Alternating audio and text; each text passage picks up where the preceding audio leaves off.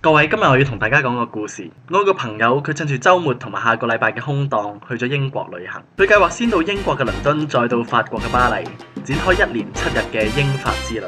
於是者，佢喺英國開開心心咁遊覽宏偉嘅大笨鐘、華麗嘅白金漢宮、著名嘅塔橋、魔法嘅霍格華茲、風景宜人嘅市區公園，仲喺傳統嘅歌劇院睇咗25週年著名歌劇《Phantom of the Opera》。就喺佢懷住興奮嘅心情，準備迎接法國巴黎帶俾佢新一輪嘅刺激嘅時候，佢發現佢唔見咗本 passport， 即係話我呢個朋友冇辦法前往法國，亦都冇辦法翻屋企。但係我呢個朋友好冷靜，佢仲拍片添，係啊，佢都拍片嘅。咁我問佢啦，你唔見咗 passport 咁大件事，點解你仲可以咁悠閒自得嘅呢？佢就答我啦，因為驚慌同緊張係解決唔到問題嘅。我選擇中庸咁去面對，話晒都係一次難得嘅經驗。正所謂冇唔見過 passport， 又點算喺歐洲闖蕩過呢？佢咁講。咁喺佢游說之下，同佢同行嗰3位朋友呢，就先行前往法國啦，而佢就展開倫敦嘅流浪之旅。第一日睇個網上資料，佢首先就去警署報警啦，但係警察唔接受佢報案喎，淨係俾咗張咁嘅報失須知佢。喂，如果你要報失護照嘅呢，首先就要去領事館得到領事館喺上面嘅蓋章，先可以翻嚟報警。中國領事館開門時間好短嘅啫，佢跑下跑，跑下跑，一邊跑嘅時候一邊諗，佢好歹都係個中國人，呢個學生喺海外遺失護照咁慘，去到領事館應該得到熱情嘅招待、友善嘅回應同積極幫助，話唔定仲有杯熱咖啡飲下添噃。可惜事與願違，佢去到領事館竟然遇到審版式嘅招待，一打開門佢就見到心口掛住諮詢名牌嘅服務員女性，佢個身位擋住後邊嗰部派籌機，亦即係話唔通過呢個諮詢員嘅話，你冇辦法攞到一張飛排隊去見櫃台嘅服務員。我朋友倒吸一口氣，走上前，呢個諮詢員態度非常惡劣。你要幹嘛？我的護照跟簽證不見了。材料呢？什麼材料？給我看一下你的材料。什麼材料？我的護照跟簽證不見了。那你要補辦護照嗎？我想是吧，但是我想問，那材料呢？嗰陣我朋友真係俾佢搞到一頭霧水，香港入境處又話要報咗警先，但係佢而家報唔到警，又唔知辦咩證件先可以翻瑞典。佢只不過嚟想問下佢嘅 case 可以點做啫。但係個諮詢員好似諮詢我朋友多過俾我朋友諮詢佢咁，連問個問題都問唔到，踩連咩啊！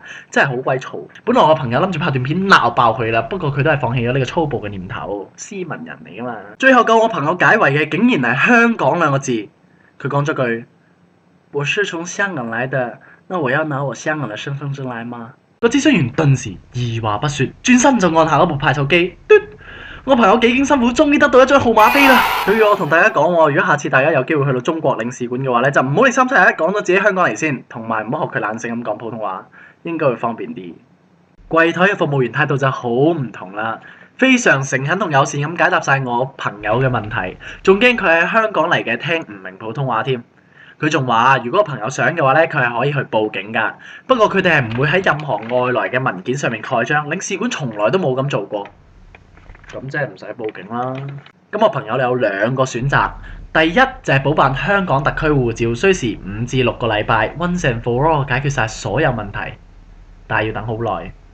第二就係辦呢個中國旅行證，咁啊需時3至4日，通常咧就係俾啲唔見咗護照嘅國民咧翻中國用嘅。但係我朋友唔係翻中國喎，所以領事服務員就建議佢去瑞典嘅領事館問下可唔可以持呢個中國旅行證翻瑞典啦。但係瑞典嘅領事館比中國嘅領事館更加早閂門。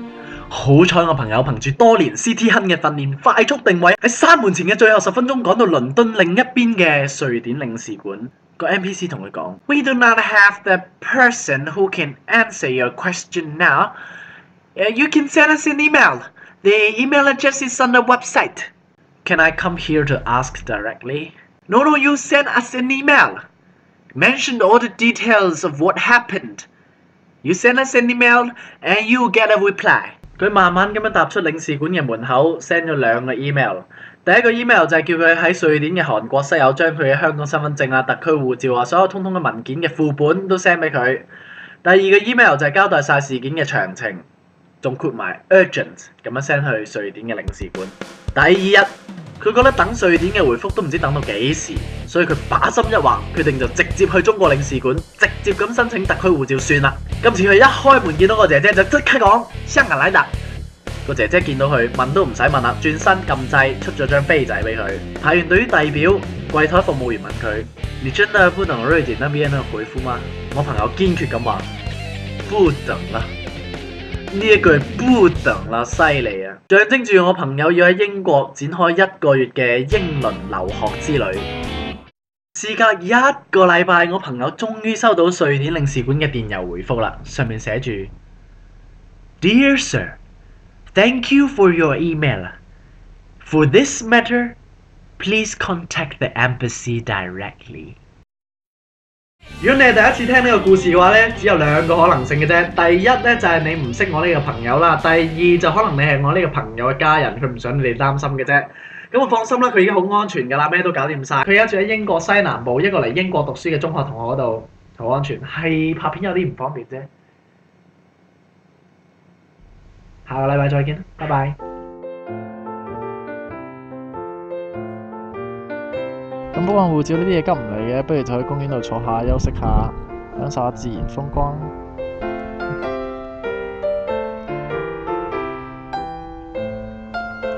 咁呢個呢，就係一個倫敦嘅 Regent's Park 啊。咁倫敦有三幾個呢好大嘅 park 咧，每個都好靚㗎。